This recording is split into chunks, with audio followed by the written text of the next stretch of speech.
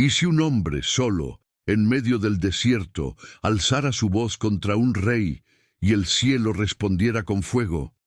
No en sentido figurado, sino con una llamarada literal que consumiera a 50 soldados en segundos. Esto no es un mito antiguo, es el relato de un enfrentamiento real entre el trono de la tierra y el trono del cielo. La historia del profeta Elías no es solo una de las más dramáticas de la Biblia, es un testimonio poderoso de lo que sucede cuando la autoridad celestial choca con la arrogancia humana. En una era donde los reyes se creían dioses y los dioses eran manipulados por reyes, surgió un hombre al margen del sistema. Venía de una región olvidada, sin linaje, sin prestigio, sin ejército. Solo tenía una palabra que ardía como relámpago en su interior. Israel, en aquellos días, había roto su alianza con el Dios de los cielos. Jezabel había establecido el culto a Baal. Los profetas verdaderos eran perseguidos como criminales, mientras los falsos disfrutaban en las cortes. Acab había vendido su alma por poder político, y su hijo Ocosías seguiría sus pasos, desafiando no solo las tradiciones de sus antepasados, sino al propio Dios de Israel.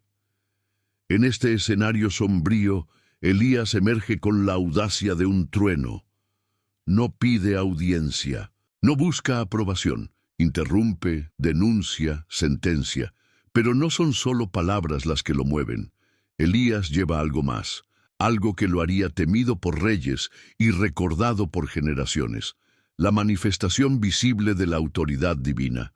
La historia de Elías nos enseña una verdad eterna. Cuando los reyes rechazan a Dios, Él no deja el trono vacío. Levanta profetas, y esos profetas no son figuras frágiles escondidas en cuevas. Son antorchas vivas que incendian sistemas enteros con una simple oración. El episodio central de esta narrativa, el momento en que Elías clama y fuego literal desciende del cielo para consumir no una, sino 2 compañías de soldados, revela un aspecto profundo de la teología bíblica.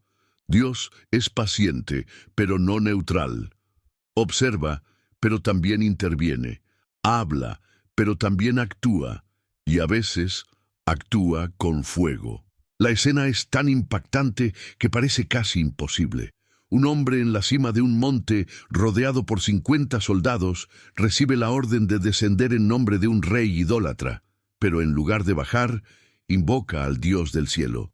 Y lo que sucede a continuación lo cambia todo. No es solo una historia de juicio, es una historia de gloria, de autoridad espiritual, de resistencia profética ante la opresión. Y más aún, es un espejo ardiente para nuestros días. Elías es más relevante que nunca. En tiempos donde lo sagrado se trivializa, la verdad se silencia y el poder se adora, la figura de este hombre que enfrentó reyes con la palabra y el fuego del cielo es una convocación para quienes aún creen. No solo para observar, sino para decidir de qué lado de la historia están. En los próximos minutos, te sumergirás en uno de los enfrentamientos más directos entre el cielo y la tierra registrados en las Escrituras. Prepárate para presenciar un choque donde no hay diplomacia, solo verdad, fe y fuego. Si crees que ya conoces a Elías, espera a descubrir qué pasó realmente cuando el cielo le respondió. Cuando incluso el rey de Israel olvida que hay un Dios en Sión, no solo la corona está en peligro, es el alma de la nación entera. Y cuando un trono busca consejo en un altar extranjero, el juicio no tarda en llegar. La escena comienza tras los días turbulentos del reinado de Acab. El rey que había entregado su alma a la idolatría estaba muerto, pero sus pecados seguían vivos en su hijo, Ocosías. Él heredó el trono y también la ceguera espiritual. Como su padre, rechazó la alianza con el Dios de Israel. Como su padre, buscó seguridad en pactos paganos. No pasó mucho tiempo antes de que su confianza fuera puesta a prueba. Ocosías cayó desde un aposento alto en el palacio de Samaria. Un accidente común, tal vez, pero con graves consecuencias. Su cama se convirtió en prisión y el dolor en su nuevo consejero. Allí, entre sábanas y heridas, surgió la pregunta que todo rey teme: ¿me recuperaré? ¿Qué se esperaría de un rey de Israel? Que buscara al Señor, que llamara a un profeta, que recordara el pacto de sus antepasados, pero no. Ocosías decidió enviar mensajeros a la tierra de los filisteos, a Ecrón, al templo de Baal-Zebub, una divinidad pagana ligada a espíritus y oráculos engañosos. No era solo idolatría, era traición. Un acto de desafío directo al Dios que liberó a Israel de Egipto, guió a su pueblo por el desierto y que ahora era ignorado como si fuera uno más entre tantos. Ocosías no solo dudaba del Dios de Israel, lo despreciaba, pero incluso en la sombra de la rebelión, el cielo permanece vigilante. En ese momento, el ángel del Señor entró en escena. No llegó con espada, sino con una misión: enviar a Elías, el profeta elegido por el cielo, para confrontar reyes. Elías interceptaría a los mensajeros. No les permitiría llegar a Ecrón, porque antes de que Baal-Zebub respondiera, el Dios de Israel hablaría. Elías, siempre impredecible, siempre audaz, se alzó como relámpago en la oscuridad. Se colocó en el camino, detuvo la comitiva. Su mensaje fue claro, afilado como espada. ¿Acaso no hay Dios en Israel para que vayan a consultar a Baal-Zebub, el Dios de Ecrón? Por eso así dice el Señor: no te levantarás de la cama donde estás, sino que ciertamente morirás. Era una sentencia sin apelación, un decreto divino contra un rey que olvidó quién reina en verdad. Los mensajeros, atónitos, no se atrevieron a continuar. Regresaron al palacio de inmediato. Ocosías, sorprendido por su pronto retorno, preguntó la razón. Y entonces escuchó las palabras que le helaron la sangre.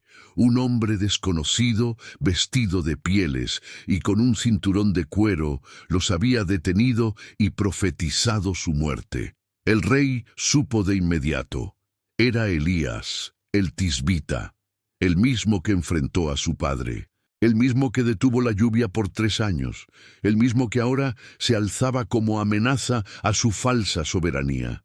Pero Ocosías no se arrepintió, no se humilló, se enfureció y decidió enviar soldados tras Elías, un rey herido, un profeta indomable y un enfrentamiento que se acerca. Lo que Ocosías no sabía era que al enviar a 50 soldados, no solo buscaba capturar a un hombre, estaba a punto de desafiar al cielo mismo. En el próximo capítulo verás qué sucede cuando el poder humano sube un monte y el juicio desciende del cielo. No hay decreto real que pueda silenciar una sentencia del trono eterno. Cuando Elías se interpone en el camino de los mensajeros del rey, no es un hombre quien los detiene, es el cielo declarando: hasta aquí y no más. La tensión crecía en Samaria como una tormenta a punto de estallar. Ocosías, consumido por la furia, ya no actuaba como un enfermo en busca de cura, sino como un gobernante ofendido. Para él, Elías era más que un profeta molesto. Era una amenaza pública, un recordatorio vivo de que hay un Dios que reina sobre los reyes de la tierra. Pero Elías no se ocultaba, no huía. Permanecía como roca en el desierto, firme ante ejércitos e inquebrantable ante coronas. La palabra del Señor lo sostenía, y por eso no temía a las tropas, ni a los gritos de los comandantes, ni a la ira del palacio. Ocosías tomó entonces una decisión que marcaría el comienzo de su fin. Ordenó a un capitán de su ejército que reuniera a 50 soldados y partiera de inmediato a buscar a Elías. El objetivo era claro: capturar al profeta, llevarlo por la fuerza al palacio, tal vez humillarlo públicamente o intentar forzar un nuevo oráculo. Pero el rey olvidó una verdad esencial. Elías no era solo un hombre, era una extensión viva de la voluntad divina.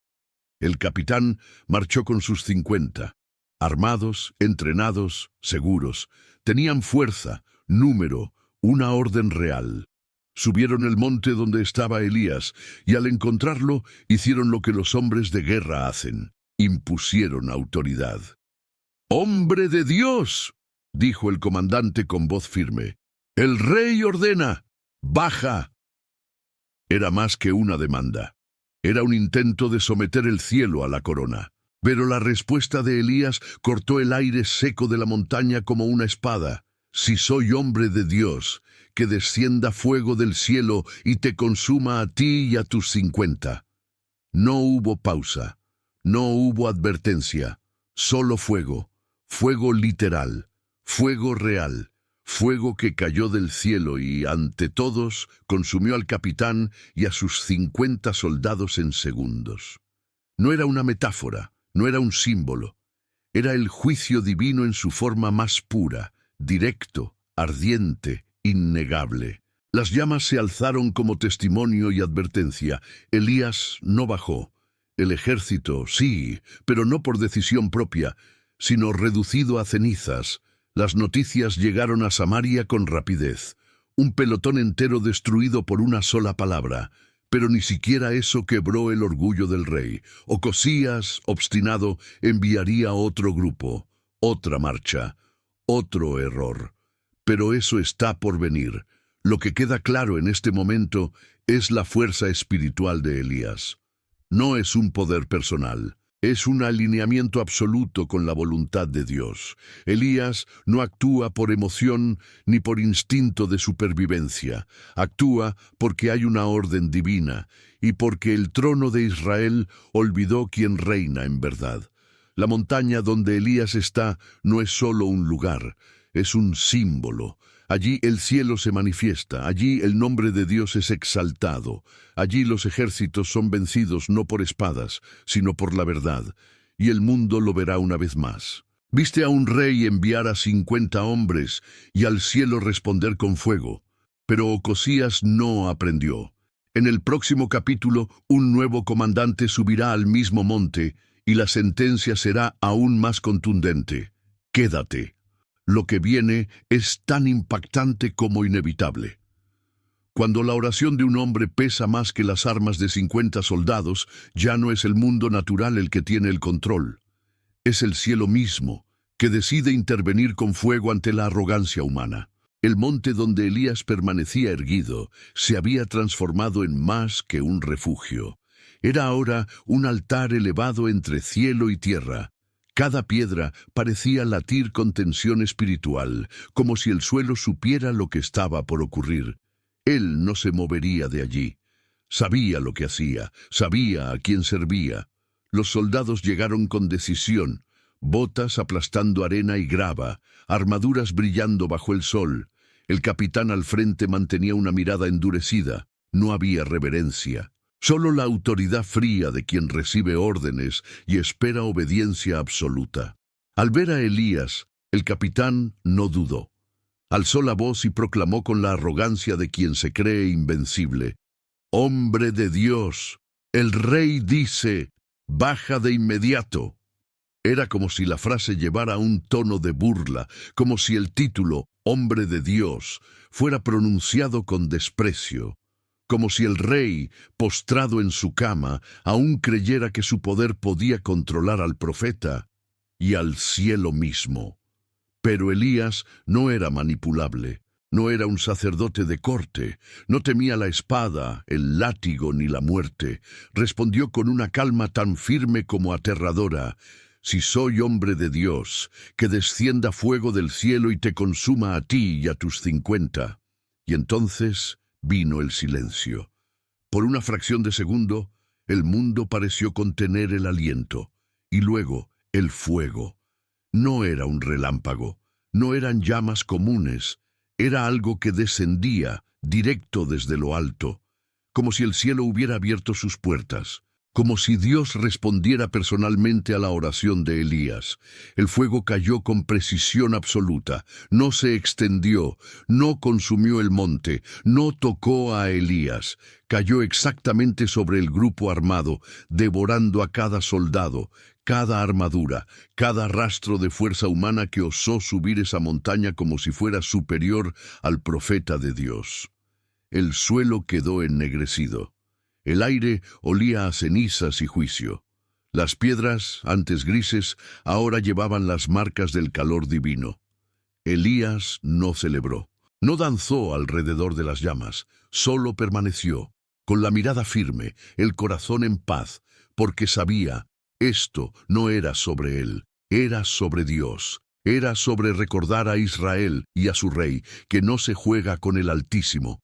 Era la manifestación literal de Deuteronomio 4:24, porque el Señor tu Dios es fuego consumidor, no un símbolo, no una metáfora, una realidad estremecedora. Cuando los cielos se mueven, ninguna arma terrenal resiste. La noticia llegó a Samaria con rapidez. Las palabras eran pocas, pero el impacto devastador. El rey, aun con el olor de la muerte en el aire, se negó a rendirse. E hizo lo impensable. Envió a otros 50. Aquí vemos algo más profundo. Cuando el corazón de un hombre está ciego, ni el fuego lo convence. Ocosías no quería escuchar a Dios, quería capturar a Dios. Quería reducir la profecía a diplomacia, pero el monte seguía erguido, Elías de pie, y el cielo en silencio, por ahora. Viste al primer grupo caer bajo el fuego del cielo, pero el rey no se detuvo. El orgullo humano es persistente e insensato. En el próximo capítulo, otro capitán se alzará, otro ejército subirá, y el resultado será aún más ardiente. Sigue. El monte aún no ha dicho su última palabra. Ante el fuego que cayó del cielo, cualquier corazón sabio temblaría, pero Ocosías prefirió redoblar su desafío. Y el cielo respondió de nuevo. El eco de las llamas aún resonaba en las laderas del monte. El humo del primer pelotón ascendía como prueba visible de que el cielo había hablado. Los hombres no solo fueron derrotados allí, fueron juzgados. La tierra sintió el peso del celo divino, y aún así, Ocosías insistió. El rey, consumido por una obstinación enfermiza, no retrocedió. Su cama no se convirtió en un lecho de arrepentimiento, sino en un trono de orgullo. Donde debía haber temor, creció la rebeldía. Donde debía haber súplica, surgió la provocación. Ocosías, herido pero endurecido, dio una nueva orden: que otro capitán fuera enviado, con otros soldados, para capturar a Elías. No hubo pausa entre los envíos, no hubo dudas entre los oficiales, solo obediencia ciega a un rey ciego. El segundo capitán marchó. Lo seguían armados. Ninguno traía ofrenda, ninguno buscaba paz. Solo repetían la orden del palacio: bajar al profeta del monte. Subieron por el mismo camino. Pisaron el suelo aún caliente, donde yacían las cenizas de los primeros. Y aún así, al ver a Elías, aún de pie, aún en silencio, no vacilaron. La voz del nuevo comandante resonó con la misma arrogancia del anterior. «Hombre de Dios, así dice el rey, baja de inmediato». Era el mismo error, la misma frase, la misma soberbia, como si el cielo estuviera siendo retado, como si los hombres insistieran en burlarse de la gloria de Dios. Y Elías, una vez más, no retrocedió, no argumentó, no suplicó por su vida. Simplemente solo respondió: «Si soy hombre de Dios, que descienda fuego del cielo y te consuma a ti y a tus soldados». El cielo no dudó. Por segunda vez, el fuego cayó, rápido, denso, incandescente. La escena se repitió como una sentencia divina ante la obstinación humana. Las armaduras, las lanzas, los gritos, todo fue arrasado en instantes por llamas implacables. El monte se convirtió de nuevo en el escenario de un juicio irrefutable. Elías permaneció intacto. Pero el suelo a su alrededor era ahora un memorial silencioso de dos tragedias causadas por un solo pecado, la necedad de la desobediencia. ¿Qué revelaba esta repetición? Que el juicio de Dios no es solo un evento aislado, sino un proceso cuando la misericordia es ignorada. El primer fuego fue advertencia, el segundo, confirmación. Cuando la palabra de Dios es burlada, la respuesta del cielo no se detiene, se intensifica. Hay una teología en estos actos. Dios no se apresura a destruir, es paciente, pero la paciencia divina tiene límites. Cuando el corazón humano elige rechazar la gracia, cosecha justicia. Lo que presenciamos en este segundo fuego no es crueldad, es consecuencia. La misericordia rechazada se convierte en sentencia final. Ocosías, sin embargo, seguía firme en su rebeldía. 2 pelotones habían sido consumidos, y aún así, el rey no reconoció la mano de Dios. Aún habría un tercer envío. Pero lo que nadie esperaba era que, esta vez, algo cambiaría. No todos los corazones son de piedra. 2 ejércitos fueron devorados por el fuego, pero la historia pudo haber terminado allí. Lo que sucede después sorprende hasta los cielos. En el tercer envío, un gesto inesperado rompe el ciclo del juicio. ¿Qué hizo diferente el tercer capitán? Descúbrelo en el próximo capítulo, y ve qué despierta el temor verdadero en Dios. No siempre el cielo exige confrontación. A veces, todo lo que espera es un corazón humilde, y el tercer capitán lo entendió. Las cenizas de los 2 primeros grupos aún marcaban el suelo de la colina como heridas abiertas. El olor del juicio flotaba en el aire como una brisa pesada. Era evidente para todos, no solo un monte, era un altar donde Dios pesaba los corazones y respondía según la postura de cada hombre. Cuando Ocosías decidió enviar un tercer grupo, era como retar la misericordia una última vez. Pero este nuevo capitán era diferente. No llegaba con armaduras brillantes ni palabras cargadas de órdenes reales. No pisaba el suelo como quien domina, sino como quien reconoce su pequeñez ante Dios. Al ver a Elías, no alzó la voz, se arrodilló. Sí, se arrodilló. Allí, ante el mismo profeta que había invocado fuego 2 veces, este hombre se postró con el rostro en tierra. Era un gesto simple, pero inmensamente poderoso. Reverencia verdadera. Reconocimiento de que, ante el Dios que responde con fuego, el orgullo no sobrevive. «Hombre de Dios», dijo con voz temblorosa, «te suplico que mi vida y la de estos soldados, tus siervos, sean valiosas ante tus ojos». La súplica rompió el ciclo. No había arrogancia, solo temor. No había soberbia, solo humildad. Elías, hasta entonces firme como roca, pareció escuchar no solo al hombre, sino algo más profundo. Y en ese instante, la escena cambió en silencio. Por primera vez desde que todo comenzó, el cielo no respondió con fuego, sino con instrucción. El ángel del Señor habló a Elías. «Baja con él, no temas». Elías, que hasta entonces había permanecido inmóvil en la cima del monte, dio su primer paso. No porque el hombre lo obligara, sino porque la humildad de ese capitán atrajo una respuesta distinta del cielo.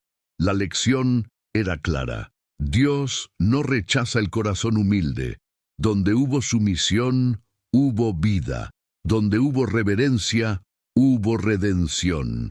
Esos soldados no necesitaron fuerza para ser preservados, necesitaron temor. La verdadera autoridad no está en el volumen de la voz, sino en la postura del corazón ante Dios. Elías bajó y caminó junto al capitán hasta el palacio. Allí, frente al rey enfermo, habló sin vacilar. El hombre perseguido por ejércitos ahora entregaba su mensaje final. No había espacio para negociación. «Así dice el Señor, porque enviaste mensajeros a Baal-Zebub, dios de Ecrón, como si no hubiera Dios en Israel para consultar su palabra, no bajarás de esa cama, ciertamente morirás». Era la sentencia, clara, innegociable, no por crueldad, sino por justicia. Elías había cumplido su misión. El fuego fue detenido por un gesto de humildad, pero el corazón del rey, ese ya estaba sellado.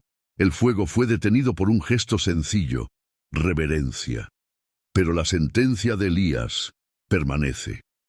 En el próximo capítulo verás el destino de Ocosías y el impacto final de su rebeldía. Lo que está por venir revela algo profundo sobre el carácter de Dios ante la obstinación humana. No te lo pierdas. La palabra del Señor nunca falla, y cuando sentencia a un rey, ni tronos ni altares paganos pueden salvarlo. El salón donde reposaba Ocosías estaba en silencio. Ningún sacerdote de Baal logró revertir su estado. Ningún ritual trajo alivio. Ningún dios extranjero respondió. Solo el silencio, denso como piedra, llenaba los pasillos del palacio. Y entonces llegó la sentencia. Elías entró, sin armas, sin escoltas, pero con la autoridad de quien hablaba por el Eterno. El profeta miró al rey sin temor. No había ira en sus ojos, había convicción. No representaba a sí mismo, sino al Dios de Israel. Su voz cortó el aire como espada. Porque enviaste mensajeros a Baal-Zebub, dios de Ecrón, como si no hubiera Dios en Israel. No bajarás de esa cama, ciertamente morirás. Fue la última palabra. Elías se giró y salió.